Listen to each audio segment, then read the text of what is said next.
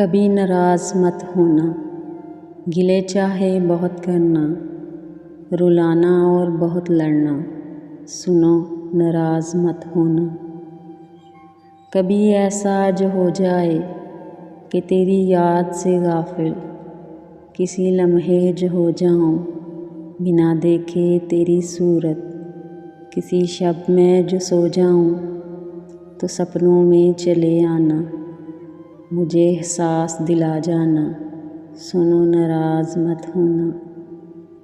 कभी ऐसा जो हो जाए जिन्हें कहना ज़रूरी हो, वो मुझसे लफ्ज़ खो जाएं, अना को बीच मत लाना, मेरी आवाज़ बन जाना।